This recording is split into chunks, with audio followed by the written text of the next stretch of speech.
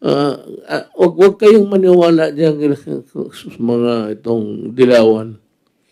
Lalo na I hate to mention her name, but to si Lene, kung ano man mong pinagsasabi, alam mo, Lene, kung gusto mo, if you really want to do away with the COVID, isprehan natin itong Pilipinas o Manila ng pesticide galing sa aeroplano para patay lahat.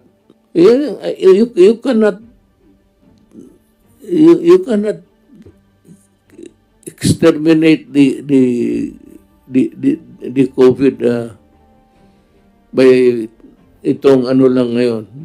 And which is the only thing that we can do really is to wear a mask, wear a face mask, and that's it, and wait for the vaccine.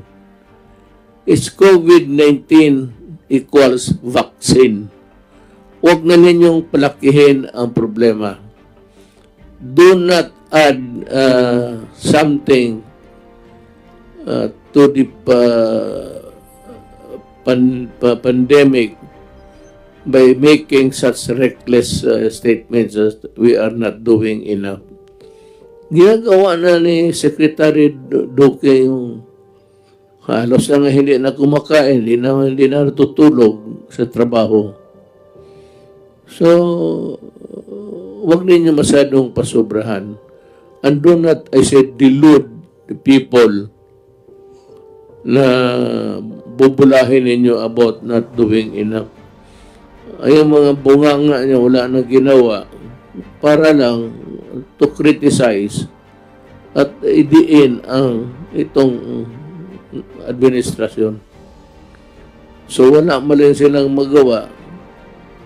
Kita mo, may pare, sabi niya, ito si Duterte dapat may COVID. Day after siya ang nagkaroon ng COVID, ng putang ina niya. Baka nadapo rin sa akin yan, okay lang.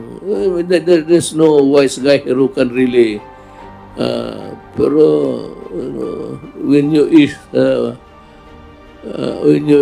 up the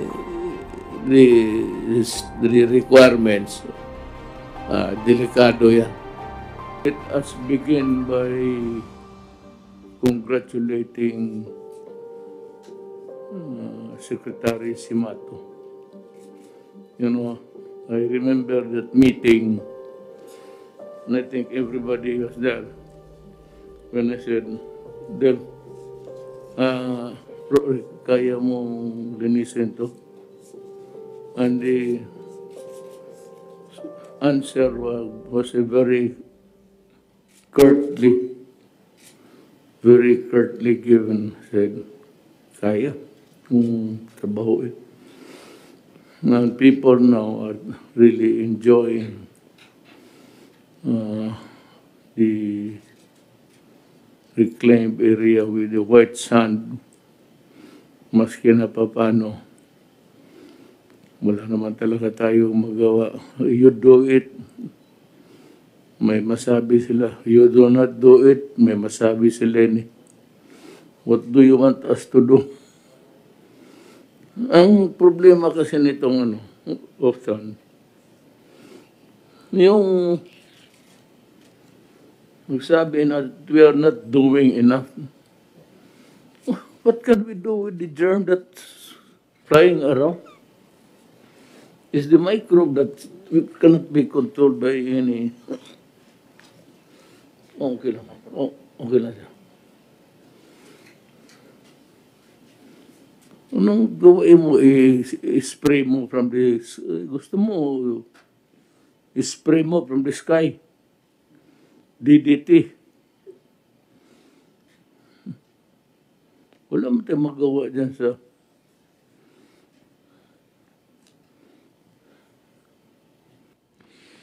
Now going back to the sons of time of Simato. Napabilib niya ako when he accepted my dare. I don't know if you were there in the meeting sa hinamon ko siya. Sabi ko, kaya mo? Sabi niya, kaya ko, basta trabahuin lang. It was a very positive statement. It was not even a neutral thing or a thing that would border to speculative. Kaya, basta yun, wala. Sinabi niya, kayahin ko. And people are now enjoying the benefits of the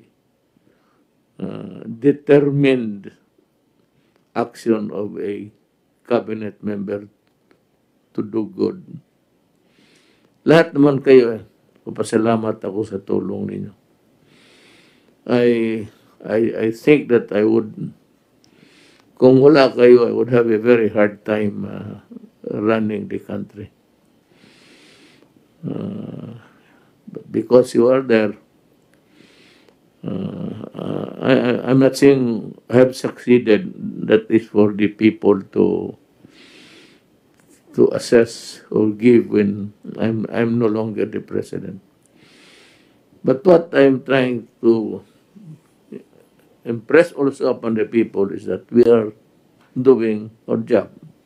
Period. If you like it, kagaya nila na yung mga dilawan, baski anong sabihin mo, hindi mo gawin, masama ka. Gawin mo, masama ka pa rin. Putang ina mo, anong gusto mo? Sprayhan kita ng DDT. They're trying to delude people about, they're trying to picture that there is a failure of government. No, we have done our best. We have responded to the medical needs of the hirap lang at a very high cost of human effort kay Secretary Doge with all the mga atake. We are surviving and we are only waiting for the vaccine. Yan naman talaga ang ano mo. When you take COVID, what about COVID? It's vaccine. Wala tayong pag-usapan dyan. Unless the vaccine is there, available and effective, the efficacy is proven, then we can really say that we are moving as far as we are. If I were to try to answer a question of how's it developing, wala. The dynamics is that we are in still waters. Hindi naman tayo barko na but we are in still waters with the engine conked out, and that is what we have. Unless the vaccine is there. And for as long as human beings continue to relate to each other, wala tayong magawa. At hindi natin makulong ang Pilipino. We have been trying to be very strict about itong violations ng quarantine. We don't like it. I don't like it. It's a very... it's a transgression that's almost nalumbas ng bahay lang. Pero sa bagay, ito nag-iinuman, nagpaputang yun. Yan, dapat ikulong ng police. Pero yun, naglalakad, non-emergency. Pero yun, if you know the reason why, which is really true, and he needs to go out, then police na ang bahala dyan.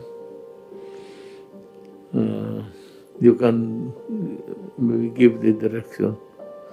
It's only those who really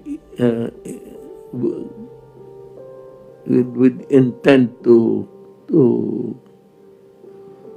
not obey the law or take it nonchalant.